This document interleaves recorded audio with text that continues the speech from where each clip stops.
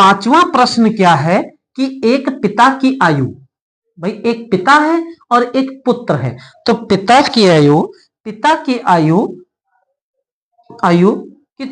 Sorry फिर से पढ़ते हैं। पिता की आयु पुत्र की आयु की 3 गुनी है। पिता की आयु उसके पुत्र के आयु से 3 गुना ज्यादा है। कितना गुना?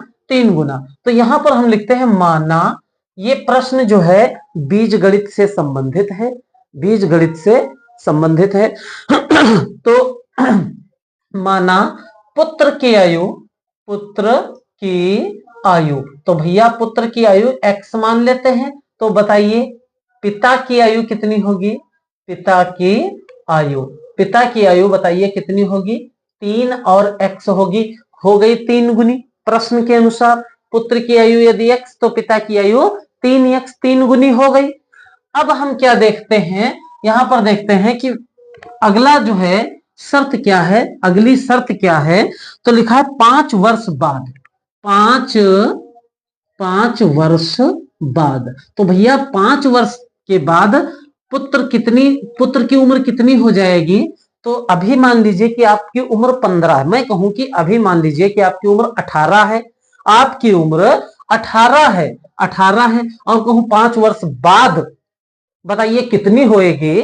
तो आप क्या करेंगे, 5 इसमें जोड़ देंगे, 23 हो जाएगा। सेम यही भी आपको करना है। अभी उसकी उम्र x है, पुत्र की उम्र x है और 5 वर्ष बाद की बात हो रही है, तो भैया 5 जोड़ दीजिए। ठीक है, तो पुत्र हो जाएगा x प्लस 5 साल का। अब बताइए पिता कितना होगा? तो पिता भी भैया 3x था और 5 वर्ष बाद 3x प्लस 5 हो जाएगा। ठीक है, फिर कंडीशन क्या है, अगली कंडीशन देखते हैं। तो 5 वर्ष बाद पिता की आयु का दुगना पुत्र की आयु का 5 गुना होगा।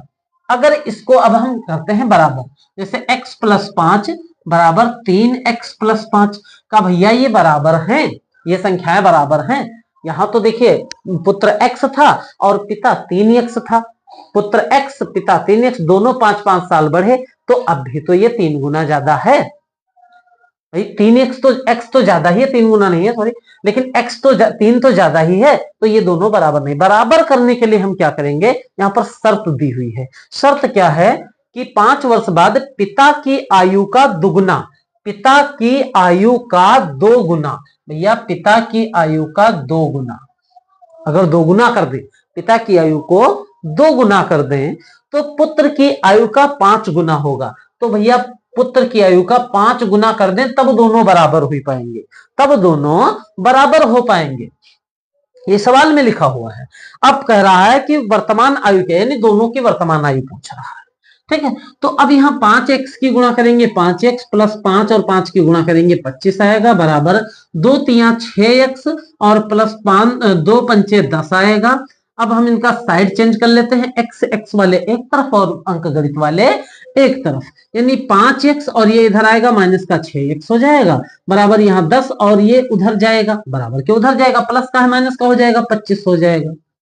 ठीक है, तो 5x में से 6x घटेगा, माइनस का x बचेगा, क्योंकि कम में से ज्यादा घट रहा, 6 में से 5 घटाए और कम में से ज्यादा है इसलिए माइनस लगा दे।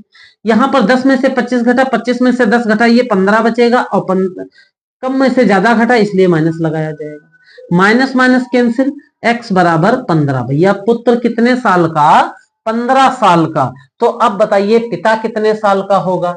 तो भैया पिता जो है हमने 3x लिया था यहां पे, तो अब यहां लिखते हैं 3 और x की वैल्यू 15, यानी 15 तिया 45 साल का।